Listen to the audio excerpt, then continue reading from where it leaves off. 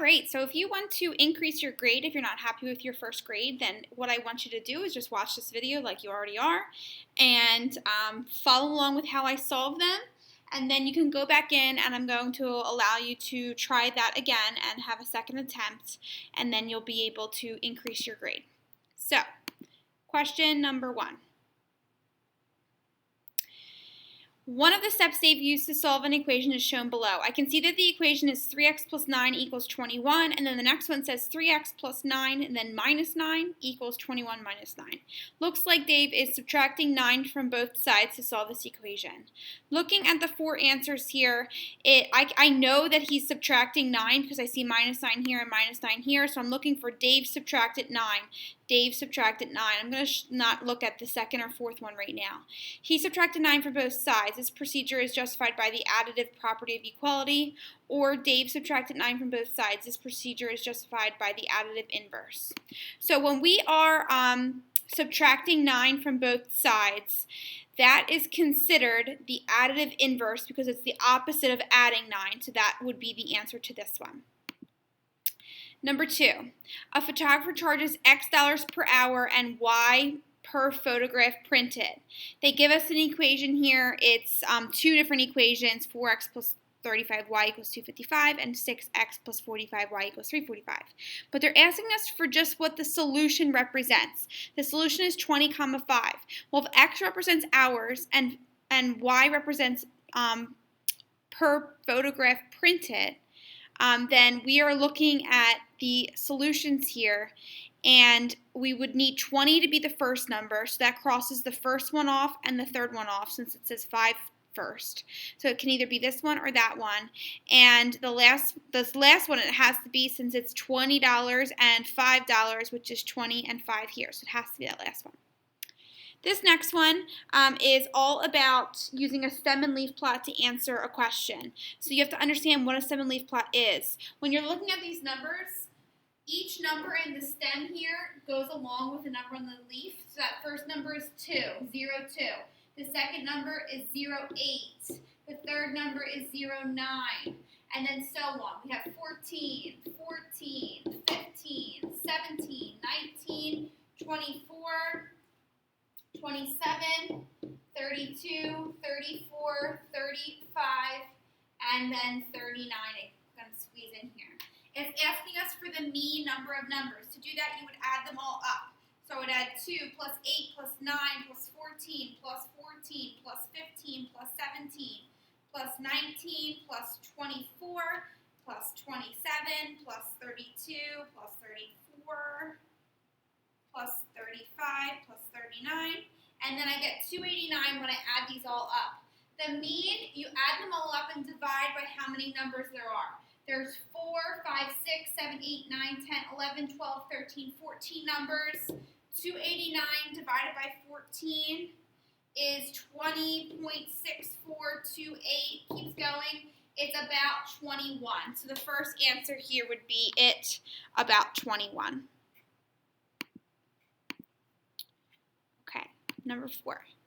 The box and whisker plot is showing the amount of time in minutes that students spend completing a quiz. So we're looking for which statement is true. You have to understand what this is saying. So this lowest number here looks like it's at 1, 2, and then this number here is at 11, and then this is 14, 19, and the maximum here looks like it's at 22. We have to understand what box and whisker plots do, and they split all the data into 4 parts. So 25% is here, 25% is here, 25% is here, and 25% is here. This number right here is the median. This is the middle number. So approximately 25% of the students took less than 14 minutes. Well, here's 14 minutes, and 50% of the data is on the side of the median, so it can't be the first one. Approximately 50% of the students took more than 11 minutes, but less than 19. So 11 minutes is here, 19 is here. It says 50% of the students are inside of this box, and that's true since this part's 25% and this part's 25%. It is that second one. We're looking at a line plot, and we're trying to find between which weeks did the production decrease by 50. So we have to look and see where it actually went down, a total of 50 tons. So we're looking from weeks 3 to 6. 3 to 6, I see it goes from 25 and then maybe like in between 50 and 75. That's not going to be a decrease. It's going up there, so it can't be the first one. 0 to 3. So from 0 to 3, it started at 50 and it went down to 25. That's only a decrease of 25, so it can't be that. 1 to 3. 1 started at 75 tons and it went down to 25 tons, so it has to be this third one since it went down a total of 50, since 75 minus 25 is 50. So we have here that manufacturer finds that 3 out of every 160 cameras are defective. And we want to know how many out of 4,800 would be defective. So I like to create proportions for these types of problems. There's more than one way to solve it. But if every 3 out of 160 are defective, and I want to find out how many are defective out of 4,800, I have a couple things I can do. I can cross multiply and solve. You might remember this from pre-algebra. We didn't do this necessarily this year, but if I cross multiply 4,800 times 3, I get 14,400, and if I divide by 160, I'm going to get that there are going to be 90 defective cameras. You also can use percents, like do 3 over 160, and then multiply that little decimal by 4,800, and you'll get 90 as well. There's more than one way to solve this question. All right, this one's definitely tough because we haven't seen probability yet this year. A bag contains 24 blue marbles and 12 red. He's going to remove 2 marbles without replacing them. What's the probability the first marble is blue and the second is red? Okay, so first let's figure out how many total we have. We have 28 blue and we have 12 red, so we have 40 total to start out with.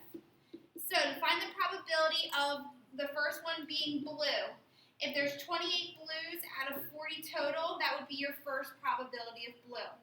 Then we have to find the probability of red after a blue is taken out.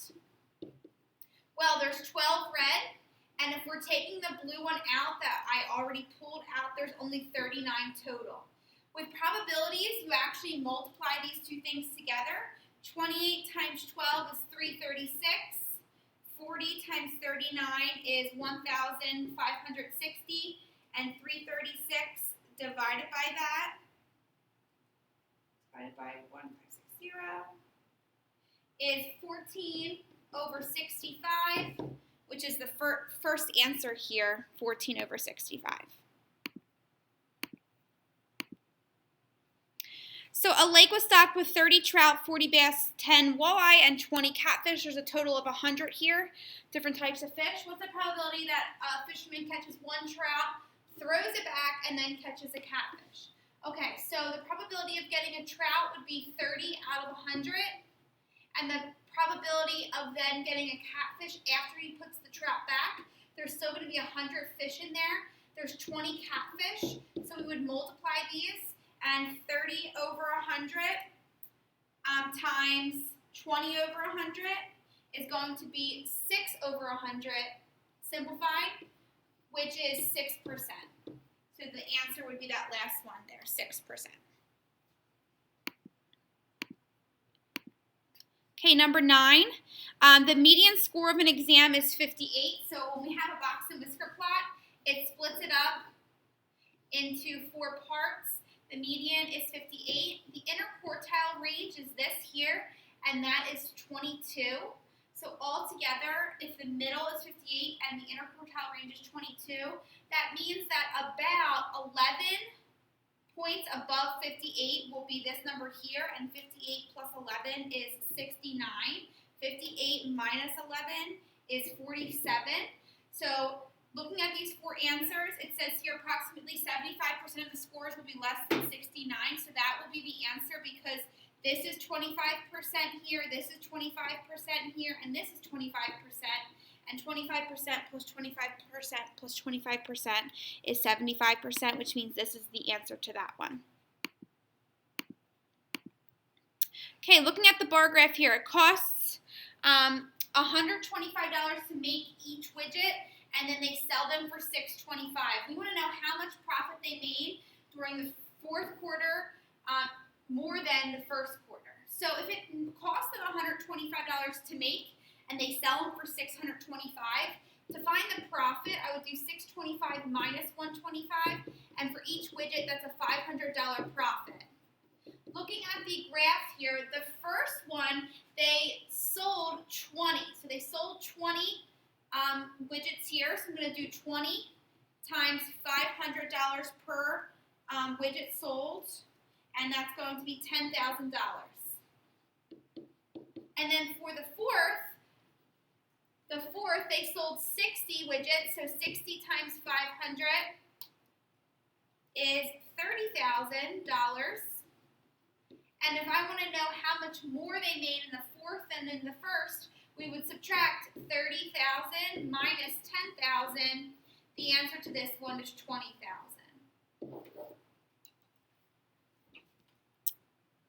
Okay, we're making our way to the end here, almost done. Number 11. We want to find out which of the following statements is not true, so we actually have to find out a couple things here.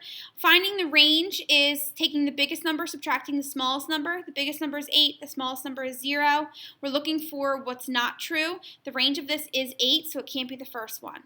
The mode is the number that occurs the most. 3 occurs twice, and so does 8. It says the mode of the data is 3 and 8, so that is true. Interquartile range, you'd have to make a box and whisker plot to find, so I'm going to skip that for now. The median is greater than the mean. To find the median, you have to put these numbers in order from least to greatest, and when you do that, you're going to get 4 as the median. And when you find the mean, you add them all up and divide by how many numbers there are, and you get 4.4 as the mean, which means this has to be the answer. It says the median is greater than the mean, and that's not true. And then number 12, Mr. Harmon's a funny guy here. If you're looking at the picture, the first row, there's 1 orange, and if you think about it, the second row is going to have 4 oranges, then it's going to be 9 oranges, and if you're looking at this different pattern here, what happens is you're actually squaring the numbers. So for the first number, you take it and square it and you get 1. For the second row, you square it, you get 4. For the third, you square it, you get 9, and so on. So if he's asking how many oranges would there be in the 10th row, you just keep following this pattern here.